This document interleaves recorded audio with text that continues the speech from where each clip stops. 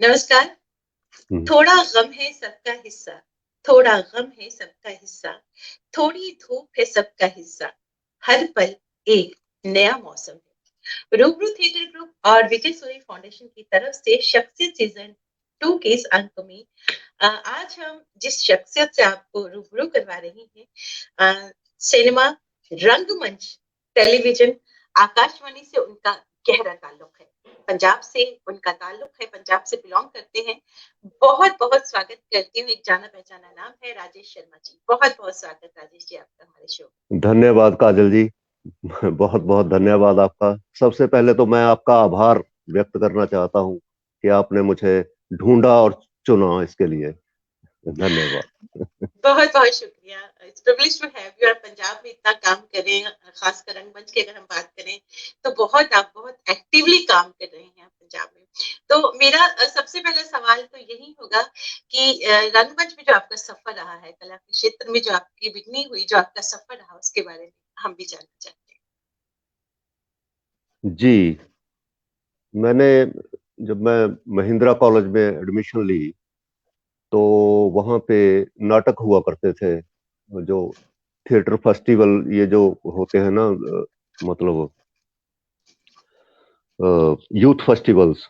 जी, जी। तो उनके नाटक मैं देखा करता था। तो वो मुझे समझ में नहीं आते थे क्योंकि वो बहुत एक्सपेरिमेंटल नाटक होते थे।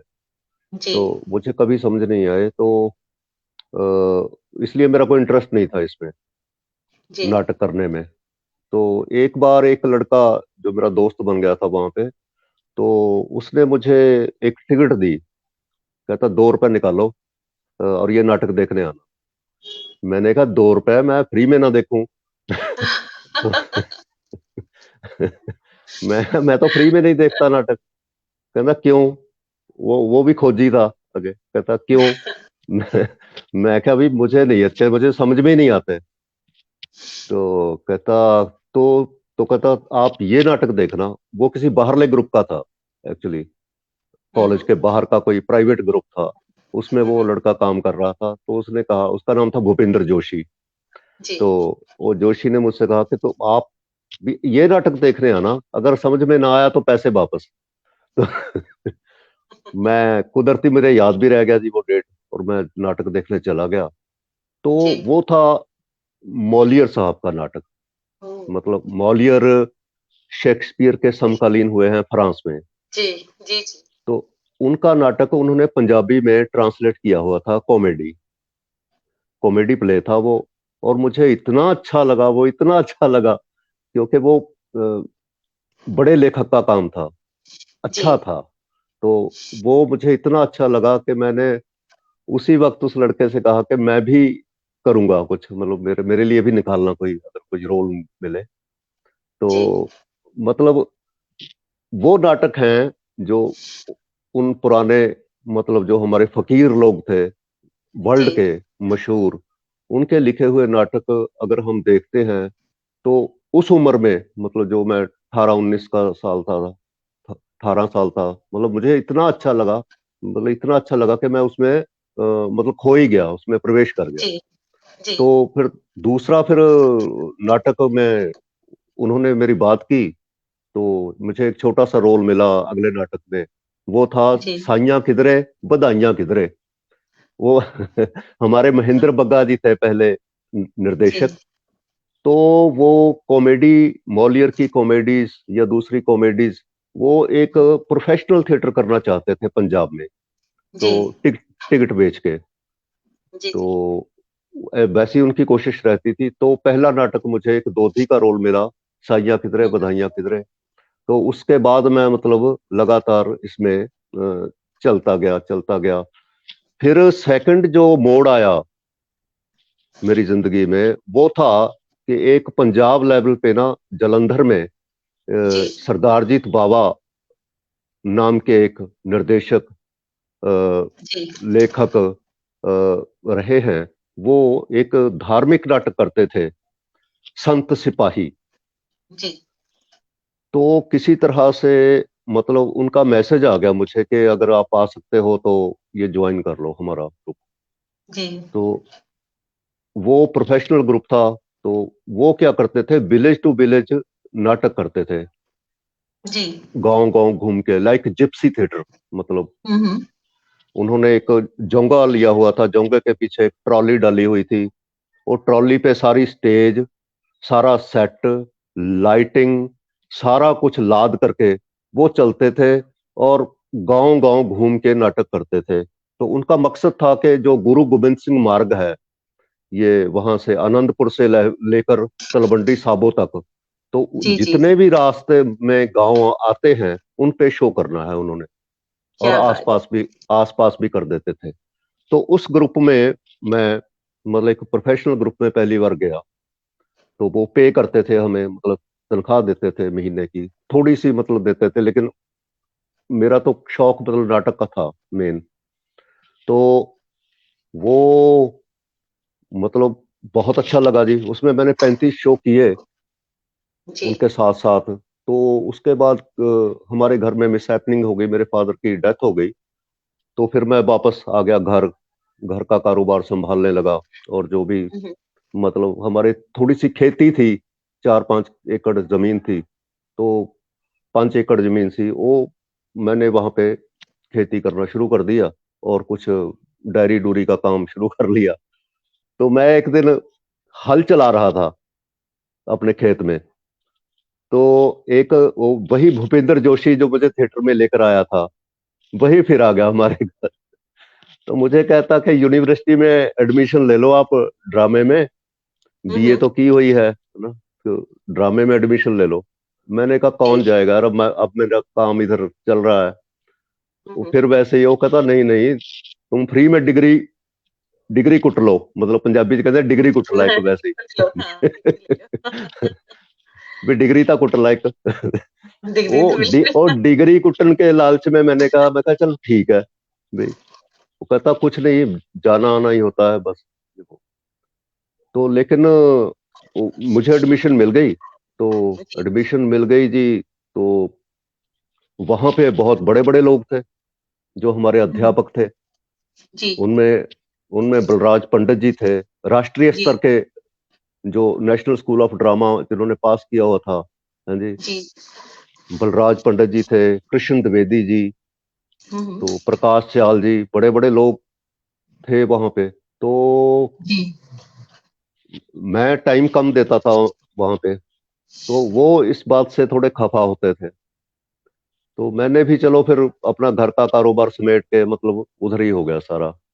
तो जी। वहां पे जो लोग मुझे मिले, मतलब यूनिवर्सिटी में, पंजाब यूनिवर्सिटी में एमए में करते हुए, तो उनमें बलराज पंडित जी, ये कृष्ण द्विवेदी साहब, प्रकाश चाल जी साहब, ये जी सारे राष्ट्रीय स्तर के पर्सनैलिटीज थी, थिएटर की जी पर्सनैलिटीज। तो राष्ट्रीय क्या, मतलब अंतरराष्ट्रीय लेवल के लोग थे वो। तो जी वो यूनिवर्सिटी का माहौल मिला खुला डुला, वहां पे लाली साहब जैसे दार्शनिक के दर्शन हुए। तो मैं उस वातावरण में खो गया। जी से थिएटर, जी तो मैंने थिएटर करना शुरू किया। और पहला ही नाटक जी। अपना, जब मैं स्टूडेंट था, उस्तकुलवीनिया, हम्म। वो वहां पे मंचित किया, जो बहुत जी सराहा गया। वो मैंने खुद ही लिखा था और खुद ही निर्देशित किया।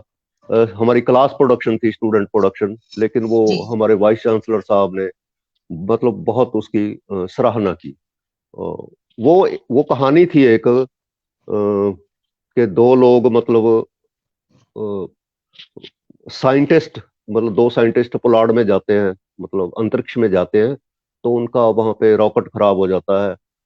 तो कोई एक शक्ति उनको खींच लेती है वहां पे अंतरिक्ष में। तो वो एक दूसरी धरती पर चले जाते हैं।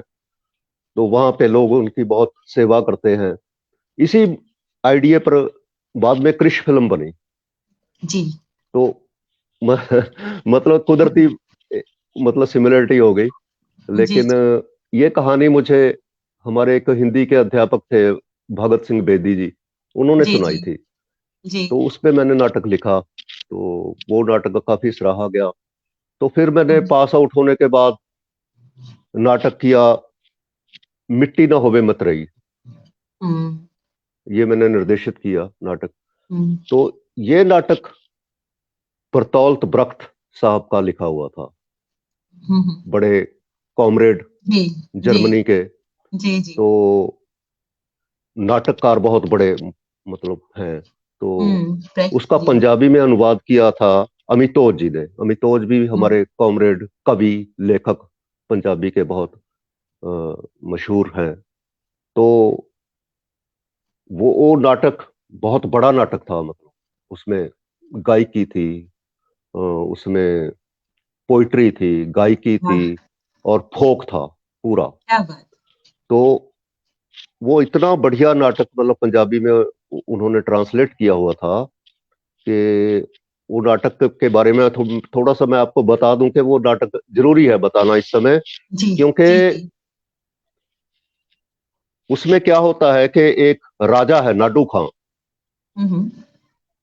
वो राजा की रानी है, रानी, वो राजा ऑर्डर कर देता है कि गरीब लोगों के घर गिरा के वहां पे बाग लगवा दिया जाए। जी। वो रानी को तोहफा देता है, मतलब अपने बेटे के बर्थडे पर। छोटा बेटा है, पहली सालगिरह है उसकी। वो पहली सालगिरह पे कहता है कि लोग गरीबों के घर गिरा के वहां पे बाग लगा दिया जाए। तो लोग बगावत कर देते हैं। वो बगावत हो जाती है तो महलों पे धावा बोल देते हैं लोग। धावा बोल देते हैं तो वो रानी भाग जाती है। वो अपना बेटा छोड़ जाती है, छोटा 1 साल का बच्चा छोड़ जाती है, और गहने और कपड़े उसके लालच में वो भाग जाती है।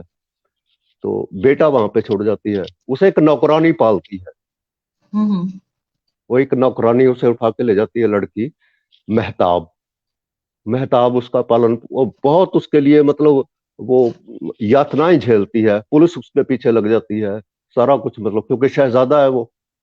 तो उस शहजादे को पाने के लिए, इनाम पाने के लिए पुलिस उसको मतलब उसके पीछे लगी रहती है, सारा कुछ, मतलब उसको शादी भी करवानी पड़ जाती है। इवन के उसका मंगेतर होता है पहले भी, लेकिन वो मजबूरी वश किसी एक मतलब शादी भी कर लेती है। तो लास्ट में बगावत खत्म हो जाती है, राजा रानी फिर आ जाते हैं, तो उसे पकड़ लिया जाता है, उस लड़की को। मुकदमा चलता है, और उसने पाला पोसा है लड़के को, वो 5 साल का हो गया। तो मुकदमा चलता है कि असल माँ कौन है इसकी, जन्म देने वाली या पालने वाली। तो वो जो जज होता है अजदक, वो पटवारी से जज बना होता है दंगों के दिनों में। तो वो फैसला देता है कि ये जो पालने वाली है ये असल इसकी माँ है। वो एक चक्कर बना देता है, और चक्कर के बीच में बच्चे को खड़ा कर देता है। एक को, एक माँ को इधर और दूसरी माँ को एक एक हाथ पकड़ा देता है, और बोलता है कि अब इसे जोर से खींचो, जो खींच के ले जाएगी बच्चा उसका। तो जो पालने वाली होती है, जो उससे एक्चुअली अटैच्ड है, जिसने उसको पालन पोषण किया है, वो हाथ छोड़ देती है। तो हाथ छोड़ देती है, तो फिर वो कहता है कि बच्चा असल में ये पालने पोषने वाली का है, ना कि जिसने जन्म दिया उसका है। मतलब सिंबॉलिकली बात ये लेखक कहना चाहता है उसमें कि असली जमीन का मालिक वो है जो उसे बीजता बोता है, ना कि जो उसका असली मालिक है। मतलब जो उसको बीजता बोता है, उसमें मजदूरी करता है, असल मालिक वो है खेती का। मतलब तो वो बहुत अच्छा नाटक, बहुत अच्छा सराहा गया। बाद में दूरदर्शन पर भी हुआ वो, हमारे जलंधर दूरदर्शन पर 4 किश्तों में। तो वहां भी हुआ। तो वो 31 साल लगातार मैंने वो रोल किया, अजदक वाला, वो जो जज होता है उसमें। क्या बात, क्या 31 साल लगातार नाटक किया जी। हाँ, अब भी कर देते हैं उसे कभी कभी। वाह वाह। मैं आपसे ना एक बात जानना चाह रही थी। आपकी आवाज नहीं आ रही है मुझे। हेलो, आवाज आ रही है आपको? आपकी आवाज नहीं आ रही। आई थिंक आपका कुछ प्रॉब्लम तो नहीं हो रहा? आवाज नहीं आ रही जी। आपको आ रही है मेरी आवाज? हाँ, मुझे आ रही है आपकी आवाज। लेकिन आपकी आवाज नहीं सुनाई दे रही मुझे। कोई बात नहीं, चलो। ये हटा दें आप, ये हटा के देखिए, ये हटा के देखिए। नहीं, सुनाई नहीं अब दे रही। नहीं, सॉरी। आप इसको आवाज हटा नहीं आ दें। रही, देखिए। अब ये हटा दीजिए, ये हटा के देखिए, इसको निकालिए, ये निकाल दीजिए। हाँ, निकाल दें इसको, निकालिए, निकालिए इसको। हेलो, नहीं, हेलो, आवाज नहीं आ रही आपकी। आप इसको हटाइए, एयरफोन तो हटाइए, चलो, एयरफोन कोई बात हटाइए। नहीं, मैं आगे बात जारी करता हूँ। तो ये मतलब तीसरा पड़ाव आया, मतलब जिंदगी में, जब ये नाटक किया मैंने, मिट्टी ना होवे मत रही। हम्म, तो उसके बाद लगातार नाटक करते चले गए, नाटक से मैं जुड़ गया। तो करते रहे नाटक, कारवां बनता गया, चलता गया। तो हाँ, मेरे ग्रुप का नाम है नाटक वाला पटियाला, जो हमारे द्विवेदी साहब ने रखा था, नाटक वाला पटियाला। तो उसी के अंतर्गत मैं ये सारा थिएटर आज तक मैंने किया है। तो अब थिएटर में बात ये थी कि थिएटर में हमारे अर्न नहीं होता कुछ। शौकिया हमने शुरू कर दिया, नाटक कर दिया, जी, चलो दूरदर्शन पे वो चला गया, वहां से कुछ पैसे आ गए। लेकिन बड़ा नाटक था, उस पे खर्चा काफी था। तो उसके शोज जल्दी जल्दी नहीं कर सकता था जब तक कोई स्पॉन्सर या कोई पैसे देने वाला नहीं मिलता ना जी। ऐसी कोई व्यवस्था हमारे समाज में नहीं है नाटकों के लिए, कि कोई सिस्टम नहीं बना है, मतलब कला के लिए या नाटकों के लिए। जैसे हमारे देश में कोई सिस्टम नहीं है, वैसे ही थिएटर में भी कोई सिस्टम नहीं है। सिर्फ एक यूथ फेस्टिवल का सिस्टम जरूर है, जहाँ पे मतलब सिस्टमेटिकली हर साल अ, नाटक होते हैं, और उसमें सभी कलाकारों को मतलब काम मिलता है। मतलब कले वालों को भी काम मिलता है, अलगोजे जो बजाता है उसको भी काम मिलता है, जो भंगड़ा करवाता है उसको भी काम मिलता है, जो मतलब हर आर्टिस्ट, जो पुराने और नए का वहाँ पे मेल होता है यूथ फेस्टिवल में। वो एक सिस्टम जी, ठीक है आर्ट को लेकर। लेकिन बाकी जो मेच्योर कलाकार, मतलब मेच्योरिटी से थिएटर करना चाहते हैं, उनके लिए हमारे देश में कोई सिस्टम नहीं है। सो मैं भी उसमें फंस गया। मतलब मुझे महसूस हुआ कि पैसे कहाँ से आएंगे, पैसे के लिए कोई है ही नहीं। ना कोई टिकट बिकती है, ना कोई और सोर्स है। सरकारी डिपार्टमेंटों से जाकर मांगना पड़ता है, वो छेती जी, छेती रास्ता नहीं देते। वो कुछ और, उनके और अलग ही फंडे होते हैं। उनको ऐसा लगता है कि हमारी जेब से ही जा रहा है, जैसे पैसा तो सरकार का होता है, हमको देना है उन्होंने, लेकिन उनको ऐसा लगता है जैसे हम ही दे रहे हैं जेब से। तो ये प्रॉब्लम आती है बहुत बड़ी। मतलब सरकारी एजेंसियों से, जैसे सरकारी जो डिपार्टमेंट बने हुए हैं स्पॉन्सरशिप देने के लिए, हमको पैसे देने के लिए, वो हमारा पैसा ही हमें ऐसे देते हैं जैसे उनकी जेब से जा रहा हो। तो उनको खुश करना पड़ता है, फालतू मतलब चमची मारनी पड़ती है उनकी। हाँ जी। हालांकि वो आपको काफी मेरी हमसे आपको कम मेरी पढ़े लिखे आवाज, होते हैं। आपको मेरी आवाज आ रही है? तो आपको आवाज आ वो रही है? मतलब आवाज आ ये रही है? सरकारी एक सिस्टम है हमारा, हमारे देश का। तो ऐसा हमें करना, तो मेरे लिए बहुत मुश्किल लगा मुझे ये करना। मैं तो बिल्कुल ही स्वच्छंद किस्म का आदमी था। तो किसी को, सरकारी लोगों के पास जाना या किसी अफसर को मिलना भी मुझे बहुत अजीब लगता था। तो हमने अपने बेस पे ही तो फिर जारी रखा, चलो किसी तरह करते गए, करते गए। तो फिर जब सन 2001 में मैंने एक थिएटर फेस्टिवल शुरू किया, तो और कोई नौकरी नहीं की, कोई जॉब की तरफ ध्यान नहीं दिया। तो वो किया थिएटर फेस्टिवल, पहला थिएटर फेस्टिवल। आप यकीन नहीं करोगे कि पूरे का पूरा थिएटर फेस्टिवल, उसमें एक भी स्पॉन्सरशिप नहीं थी। वो हमने पर्चियां काट के किया, सारे शहर में उसकी पर्चियां काटी, किसी की 100 की, किसी की 200 की, किसी की 50 की। तो ऐसे मतलब पूरा थिएटर फेस्टिवल 3 दिन का किले के अंदर कर दिया। तो अ, मेरी आवाज सुनाई दे रही है? जी, हाँ जी, हाँ आवाज जी, आ रही है आप? बिल्कुल आ रही है जी। हाँ जी, हाँ। जी, आपको आ तो रही है मेरी आवाज? आवाज आ रही है मेरी? आपकी आवाज नहीं आ रही बिल्कुल। आप इसको दोबारा से कनेक्ट करें, इसको कनेक्ट करें दोबारा से, ये निकाल के दोबारा कनेक्ट करें, फोन के साथ कनेक्ट करें, फोन के साथ कनेक्ट करें। नहीं, इधर से प्रॉब्लम नहीं है। वो बेटा बता रहा है कि उधर से ही प्रॉब्लम है कुछ। नहीं, वहीं से होता है। अब इसको कनेक्ट करें, फिर से इसको कनेक्ट करें, देखो निकाल के चेक करो कनेक्ट यार। करें, निकाल के कनेक्ट हाँ करें। जी। आवाज आ रही है? अभी आ रही है? नहीं आई।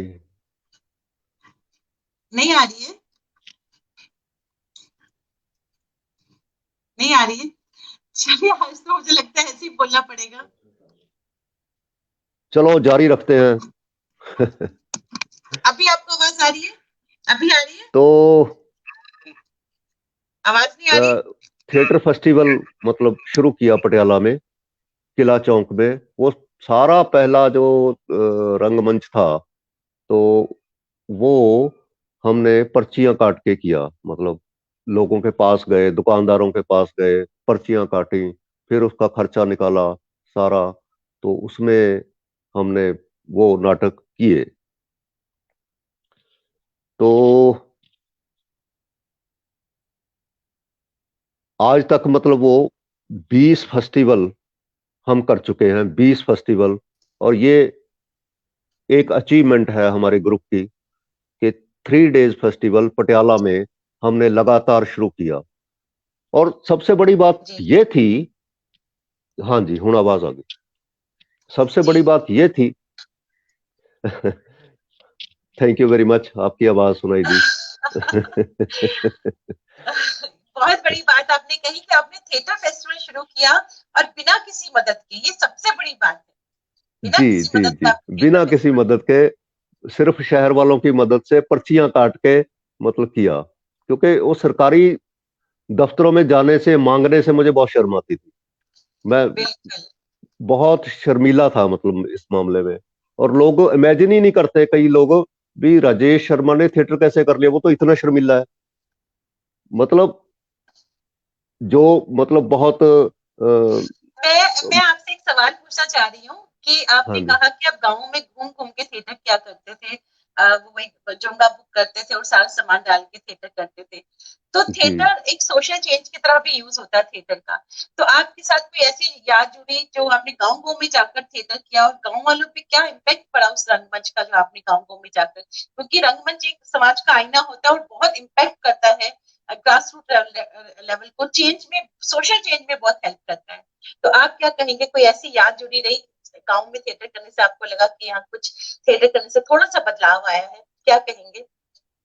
जी। देखो, जो पंजाब का कोई पंजाब के गांव में ना थिएटर बहुत होता है जी। जी, बिल्कुल। बहुत थिएटर होता है पंजाब के गांवों में, शहरों से ज्यादा जी, नाटक गांवों में होते हैं हमारे यहाँ। उसकी जी, वजह यह है कि ये एक जो पार्टी है, मतलब ये जो कॉमरेड्स की पार्टी है, कॉमरेड्स कॉमरेड्स लाइक थिएटर, वो थिएटर के हुँ, थ्रू अपने मैसेज देते हैं हमेशा। ठीक है, हुँ, उन्होंने बहुत शोज करवाए, जैसे गुरशरण भाजी सी साडे। जी, जी, गुरशरण, हाँ जी, जी। गुरशरण भाजी दा मतलब विलेज टू विलेज दिन में 4-4 शो करते थे वो। वाह! ठीक है जी। दिन में 4-4 शो करते थे, चार पिंडा, चार चार गांवों में। तो वो उनका थिएटर मतलब इतना ज्यादा, इसीलिए पंजाब पंजाब मतलब एडवांस है बहुत ज्यादा। थिएटर का बहुत बड़ा रोल है पंजाब में। पंजाब का जो किसान जागरूक है, मतलब पढ़ा लिखा है और आगे है, वो एडवांस है। वो इसीलिए है कि पंजाब के गांव में थिएटर बहुत होता है। ये एक बहुत बड़ा रोल रहा है हमारे मतलब पंजाब में। तो ये नहीं कोई, मतलब कोई उसमें कोई वो नहीं है कि कौन क्या है, कोई सिख है हुँ, या हुँ, हिंदू है या हुँ, क्या है, वो कुछ नहीं। लेकिन नाटक का जो मैसेज जाता है वो सब पे असर करता है, एक जैसा। वाक़ई, हाँ जी। वाक़ई, तो वाक़ई। ये थिएटर ने मतलब, जैसे हमारे काले दिन भी आए थे पंजाब में, हुँ, जब हुँ, ये दहशतगर्दी का माहौल आया था, वो जी जी जी सन जी। सन 80 से लेकर 90, हम्म, 91 तक रहा, ठीक है ना जी। जी उसमें बहुत अ, हम काफी, पंजाब डिस्टर्ब रहा है उसमें, हम काफी पीछे बिल्कुल। गए थिएटर में, कलाओं में काफी पीछे चले गए थे। लेकिन जैसे ही हमें मौका मिला, हमने फिर दोबारा से उसे शुरू करके, मतलब गांव गांव में जाना शुरू कर दिया। सो मैंने सुना आप थिएटर का, गाते भी हैं। मैंने सुना आप थिएटर गायकी की अगर हम बात करें तो आप गाते भी हैं। थिएटर गायकी की थिएटर क्या हाँ जी, हाँ जी, थोड़ा-सा मैं हाँ। चाहूँगी कुछ थिएटर्स का कोई सॉन्ग अब जो थिएटर से जुड़ा हो कुछ सुना दीजिए। आपकी थिएटर प्रोडक्शन का कुछ ऐसा कोई गीत? ये मिट्टी न हुई मतरई से है।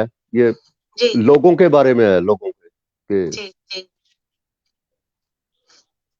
जे लोकां दा हड़ उठ पे, ए बन देंदे दरिया, तेरी फौज तो ठल नहीं वाह! होवने, जे ए गए आई ते आ हा हा हा ਓਏ ਵੇਖੀ ਰਾਜਿਆ ਸੰਭਲੀ, ਕਿਤੇ ਮੰਨ ਨਾ ਲਵੀਂ ਇਹਦੀ ਬਾਤ, ਨਾ ਘਰ ਲੋਕਾਂ ਦੇ ਢਾਦਵੀਂ, दिन ਹੁੰਦਿਆਂ ਪੈ ਜਾਊ रात। तो इस किस्म का, मतलब ये काफी आपने जोशीला गाना आपने था। आपने मिर्ज़ा साहिबा की याद दिला दी। प्लीज़ हाँ, सुना ये दिए। मिर्जा साहिबा की तर्ज पे बनाया था। और हाँ, हाँ। एक बहुत ब्रख साहब की बहुत अच्छी लाइन जो मुझे लगती है उस नाटक में, हुँ, वो बहुत अच्छी। तो वो जब वो बच्चे का फैसला हो रहा है ना, हुँ, हुँ, हुँ। कि बच्चा किसका है, हुँ, तो हुँ। वो वो जज पूछता है उससे, नौकरानी मेहताब से, कि क्या तू नहीं चाहती कि तेरा बच्चा महलों में जाए, महलों में इसका पालन पोषण हो, है ना। तो तो वहां पे एक लाइन ब्रख साहब ने लिखी है कि सोचे पुत ओदा जदों महलां वल जाएगा, ਉਹ ਵੀ ਜ਼ਾਲਮਾਂ ਦੀ ਢਾਣੀ ਵਿੱਚ ਰਲ ਜਾਏਗਾ, ਵਿੱਚ ਰਲ ਜਾਏਗਾ। ਵੇ ਜੇ ਤੂੰ ਛੱਡ ਹੀ ਜਾਣਾ ਸੀ, ਕਾਤੋਂ ਉਂਗਲੀ ਫੜੀ ਬੁੱਲਾਂ ਤੇ ਮੋਰ ਚੁੱਪਦੀ वाह! ਸੀ, ਦਿਲ ਵਿੱਚ ਸੋਚ ਸੀ ਬੜੀ, ਜਦੋਂ ਪੁੱਤ ਤੋਂ ਸੀ ਵਿਛੜਨਾ, आई चंद्री कड़ी। तो क्या बात! क्या बात! हाँ जी, हाँ, बहुत ये खूबसूरत। मैं यहाँ हाँ से ये जानना चाहूँगी अभी आपने गाने भी सुनाए, गीत सुनाए जो फ़ोक की अगर हम बात करें, पंजाब का जो फ़ोक है बहुत रिच है। जी आप क्या जी जी। कहेंगे पंजाब के फ़ोक थिएटर और पंजाब के फ़ोक को लेकर क्या कहेंगे? कहाँ आप आज देखते हैं आप इसको?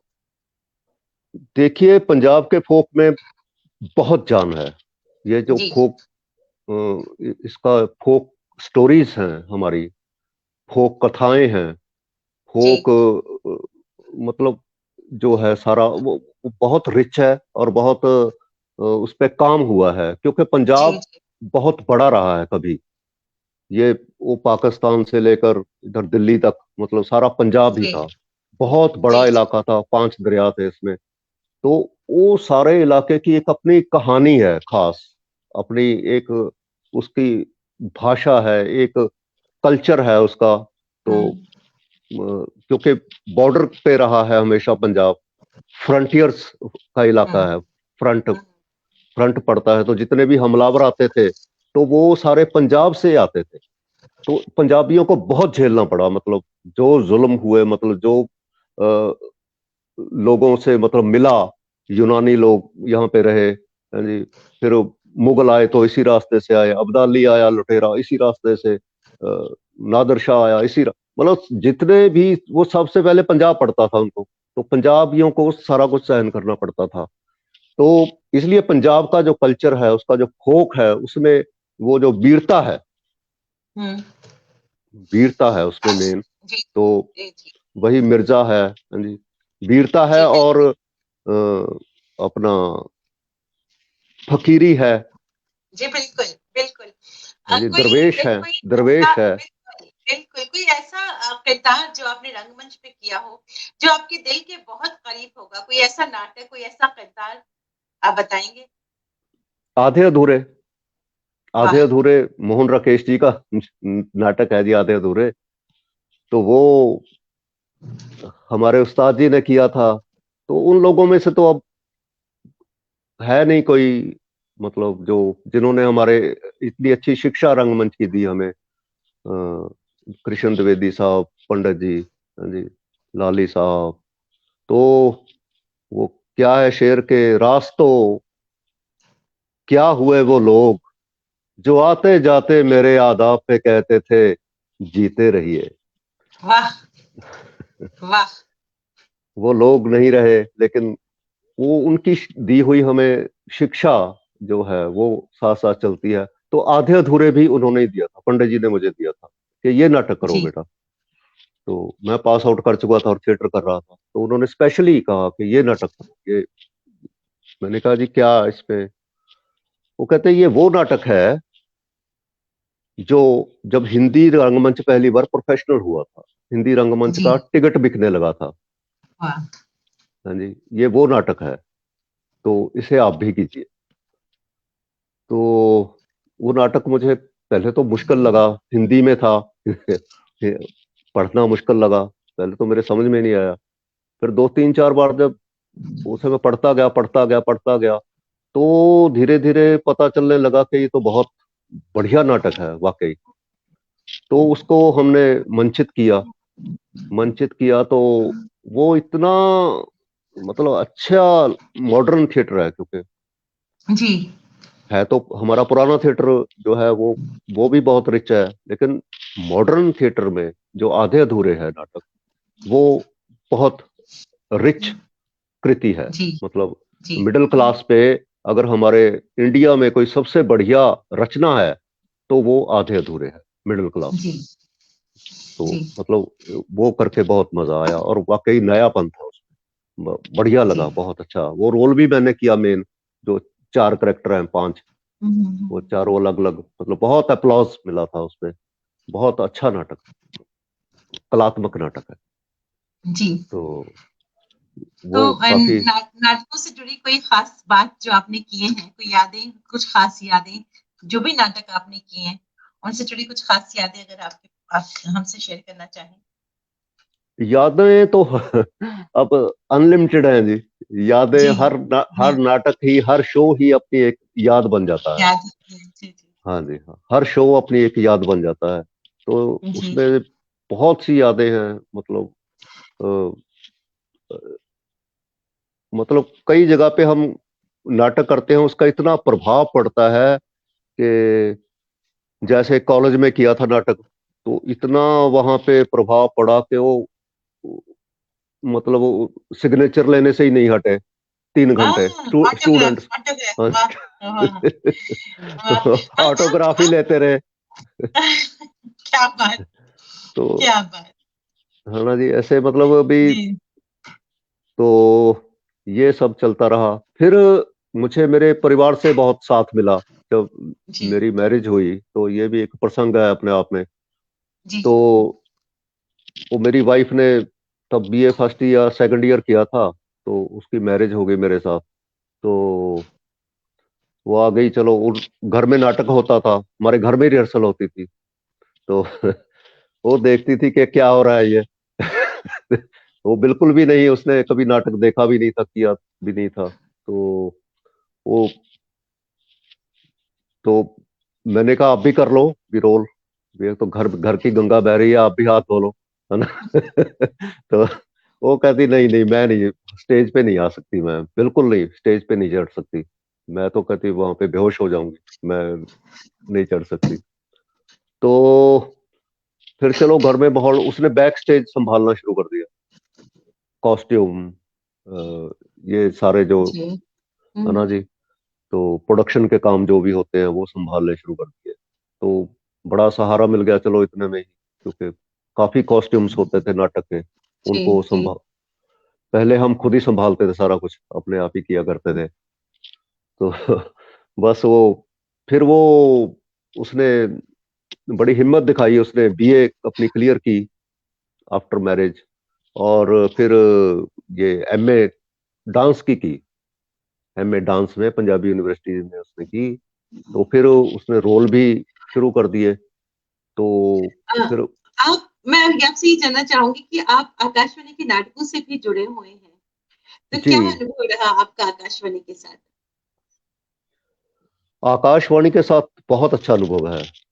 जैसे मैं जी फ्रीलांसर हूं ना जी, तो जी आकाशवाणी ने मुझे इतना हेल्प किया कि एक मतलब जैसे सहारा देकर रखा। जी। क्योंकि रंगमंच में इतने पैसे नहीं मिलते अगर आप ईमानदारी से काम करते हैं। तो हम्म। मतलब रंगमंच में इतने पैसे नहीं मिलते, लेकिन आकाशवाणी ने लगातार एक तो मेरी वॉइस सूट कर गई वहां पे। बिल्कुल। हाँ, जी हाँ। तो वो मेरी डिमांड रहती थी वहां पे। मैं एक जी। तरह का स्टार रहा हूँ आकाशवाणी नाटकों क्या का। क्या बात, क्या बात। अ, हमने तो मतलब जी जी। लगातार 30-35 साल मतलब आकाशवाणी के नाटक किए, और बहुत बड़ा सहारा था। लेकिन अब उन्होंने नाटक करने बंद कर दिए हैं, क्योंकि वो कुछ सरकारी ऑर्डर ऊपर से ऐसा आया केंद्र सरकार से। नहीं, कहाँ हाँ पे जी। आकाशवाणी के नाटक बंद तो नहीं हुए, नहीं, आकाशवाणी में नाटक आकाशवाणी तो पे होते हैं। नए नाटक बिल्कुल बंद कर दिए आकाशवाणी नहीं ने ऐसा करके। नहीं है, ऐसा नहीं है, बिल्कुल ऐसा ऐसा ही बिल्कुल है नहीं जी, नहीं ऐसा ऐसा। ही है। मैं तो खुद एक्टर रहा हूँ ना, मुझे आप पता है। कहाँ कहाँ की बात कर रहे हैं, आप किस जगह की? जलंधर दूरदर्शन की, जलंधर आकाशवाणी की। अच्छा, वहां उनको हो सकता है लेकिन नाटक बंद नहीं हुए हैं, हमारे आकाशवाणी में प, नाटक बंद नहीं हुए हैं। हमारे पटियाला से कोई ठीक भी है। एक्टर नहीं जाता अब। अच्छा चलिए ठीक है, चलिए हमारे बंद नहीं हुए हैं। हम तीन लोग पटियाला से जाया करते थे, लेकिन जी आकाशवाणी में ऐसा नहीं, अब बिल्कुल नहीं बुलाया जाता हमें। नहीं ऐसा नहीं है, नाटक बंद नहीं हुए। लेकिन मैं अब ये जानना चाहूंगी कि आपका सिनेमा का जो सफर, आपने फिल्में भी की, आप टेलीविजन से भी जुड़े रहे, क्या कहेंगे आप? अ, फिल्मों के बारे में ठीक है। हम मुंबई तो नहीं जा पाए। मुंबई चले जी जाते तो कुछ और हालात होते। लेकिन वो हम तो यहाँ अपना काम कर रहे थे थिएटर का। तो पंजाबी जी फिल्में बनने लग गई तो जी। हमें भी काम मिलना शुरू हो गया उसमें। तो हम्म। एज एन एक्टर मैंने पंजाबी फिल्मों में काफी फिल्में की हैं। जी 10-12 फिल्में मैं कर चुका, जिनमें जी दो चार रोल काफी प्रभावशाली भी रहे।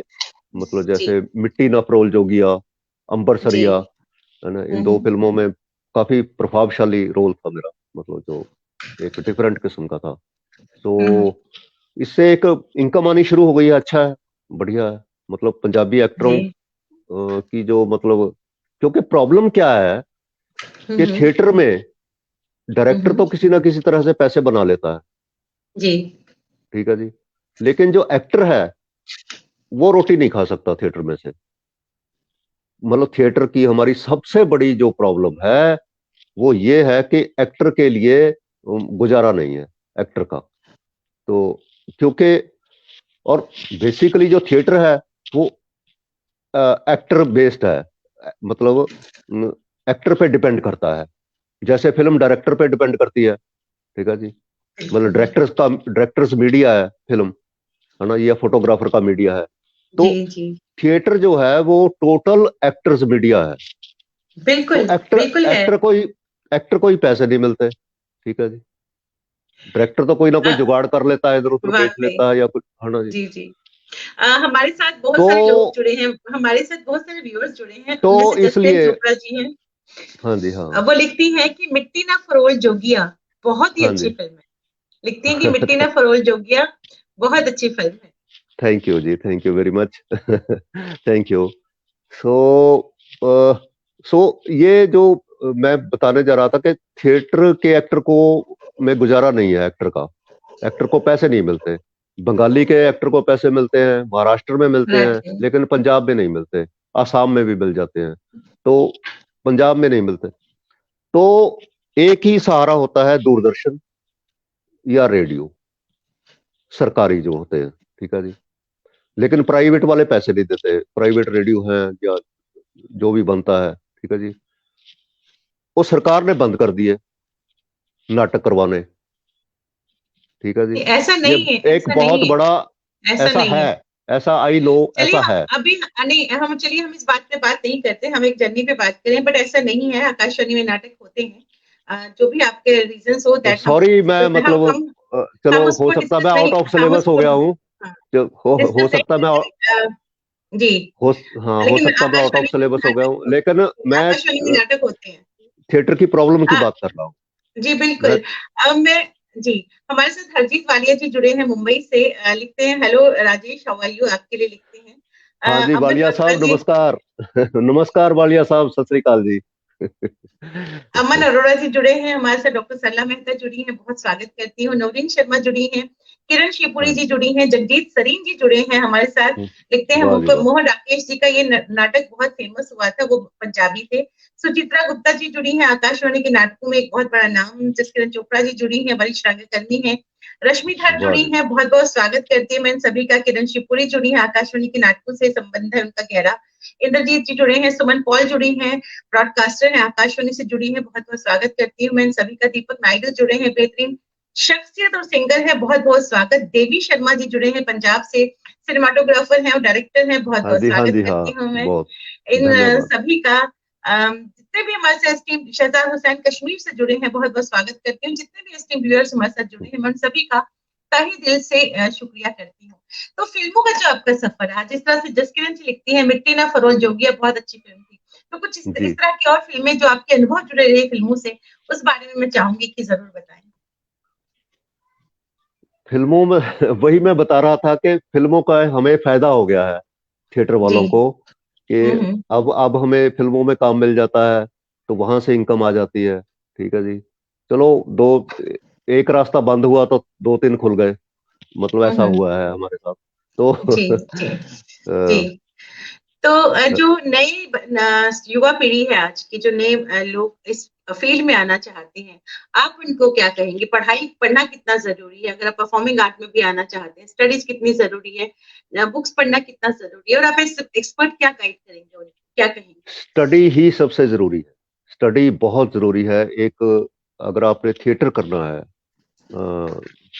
या मतलब थिएटर में एक्टिंग करनी है या डायरेक्शन करनी है या कोई भी काम करना है, तो उसके जी। लिए स्टडी बहुत ज्यादा जरूरी है। इससे जरूरी और कोई काम नहीं है, मतलब जितनी स्टडी जरूरी है।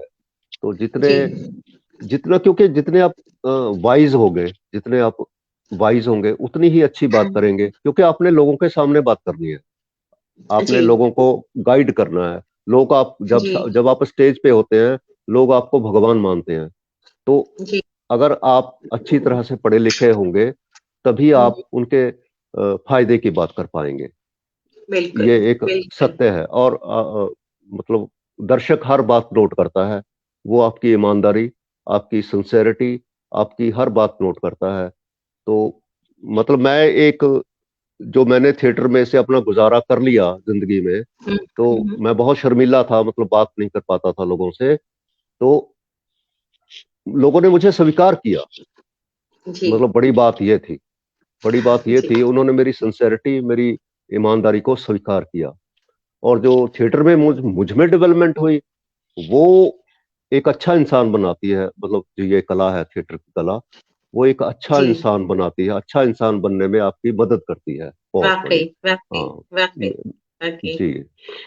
रवीन जी जुड़े हैं हमारे साथ, लिखते हैं, आपका प्ले कोर्ट मार्शल बहुत अच्छा हिट, बहुत ही हिट रहा। Court martial. Thank you ji. हाँ जी, कोर्ट मार्शल भी किया था हमने। बहुत बहुत बहुत हिट हुआ था प्ले।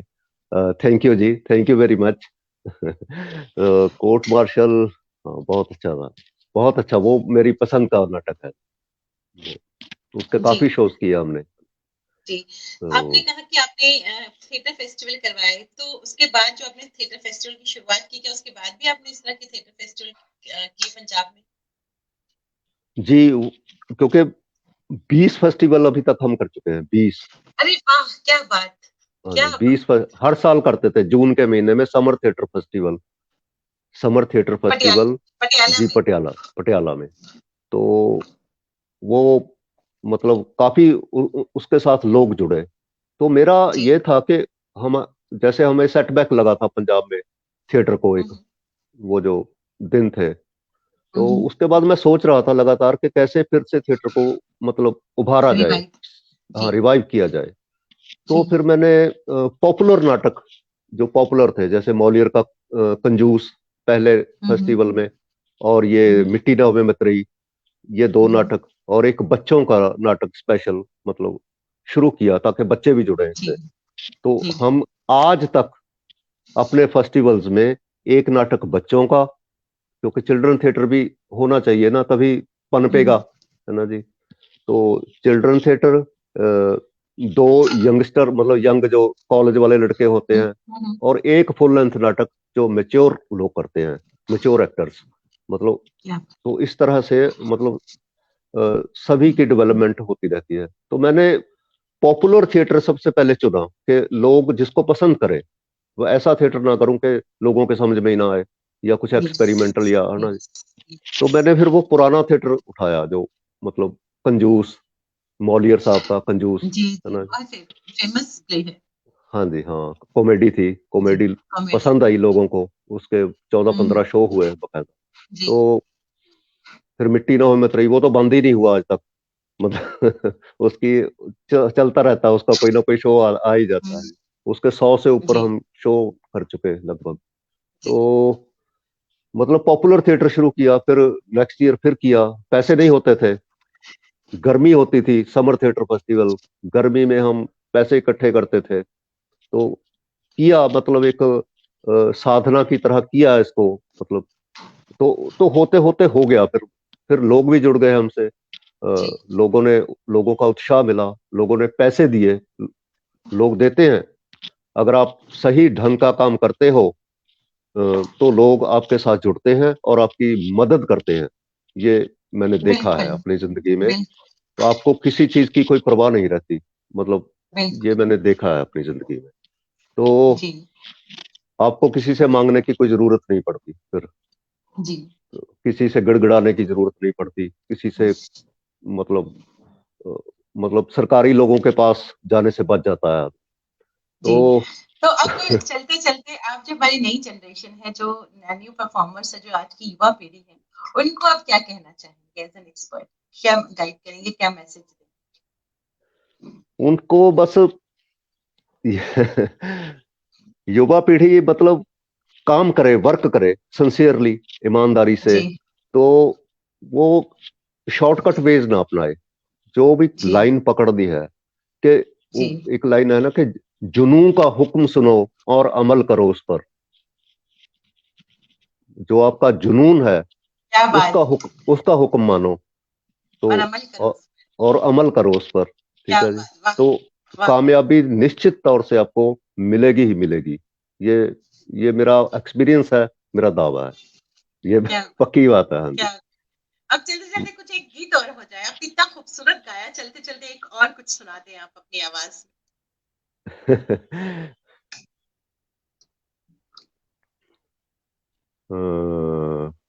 हाँ, तो मैं अपने जो मेरे टीचर्स रहे हैं उनकी याद में या उनके लिए, में। जी कि क्योंकि वो मिले तो मुझे सब कुछ मिला। ये के एल सहगल वाह साहब का एक गीत है जी जी कि मंजिल मिली मुराद मिली, मुद्दा मिला। मंजिल मिली मुराद मिली, मुद्दा मिला। वाह सब कुछ मुझे मिला जो तेरा नक्शे वाह पा मिला। वाह। सब कुछ मुझे मिला जो तेरा नक्शे पा मिला। क्या तो बात, क्या तो बात, बहुत बुलंद और बहुत खूबसूरत आवाज है आपकी। Thank you ji, thank you very much. जी तो तो एक, मैं जी जी जी जी क्या कहना चाह हाँ, रहे हैं आप? एक हमारे पंडित जी ने धुनें बनाया करते थे वो नाटक में। तो वो नाटक किया था उन्होंने रानी कोकला। उसमें जी एक था कि वो राजा को मतलब ललकारती है, पंजाबन जी जी पंजाबन राजा को ललकारती है, अपने हस्बैंड को, राजा को। जी जी जी हम्म, हो मंदा बोलना राजया, तेरे मुंहों ना कढ़ गाल। तू जिस दा देवे मेणा असां मरना ओदे वाह नाल। वाह हाँ वाह जी। वाह, क्या बात, हाँ, बहुत मजा आया आपसे बात करके। बहुत बहुत शुक्रिया कहना चाहूंगी, आप यहाँ आए और आपने इतनी धन्यवाद। इंटरेस्टिंग बातें शेयर की। बहुत बहुत शुक्रिया, बहुत बहुत थैंक यू शुक्रिया। जी, thank you very much, thank you ji, thank thank you, you. Thank you. हमारे से जितने एस्टीम व्यूअर जुड़े हैं, उन सभी का मैं तहे दिल से स्वागत करती हूँ, शुक्रिया कहती हूँ उनका। और शख्सियत का अगला अंक कल शाम को 7 बजे, जिसमें हमारे से जुड़ेंगे अभिनव चतुर्वेदी, जो आकाशवाणी में एक बड़ा उनका एक बहुत खूबसूरत सफर रहा है। फिल्मों से वो जुड़े रहे हैं, रंगमंच से हैं, और हम लोग में तो खैर आपने उनको देखा ही है, जो हमारा सोप ओपेरा था, जो पहला सोप सीरियल था हमारा, उसमें आपने उनको देखा है, पहला सोप सीरियल, उसमें आपने उनको देखा था। बहुत सारे फिल्मों में, नाटकों में आप उनको देख चुके हैं, लेकिन आकाशवाणी में उनका कुछ एक बहुत ही खास सफर रहा है। उसमें हम कल और रणजी खेल चुके हैं, अंडर 19 खेल चुके हैं, बेहतरीन क्रिकेटर रह चुके हैं। तो उनकी शख्सियत के बहुत सारे पहलू हैं। तो कल मिलते हैं अभिनय अभिनय चतुर्वेदी से, कल शाम 7 बजे। तो उनकी जर्नी से हम रूबरू होंगे, तो रहिएगा हमारे साथ कल शाम 7 बजे। तब तक के लिए नमस्कार और शुभ रात्रि।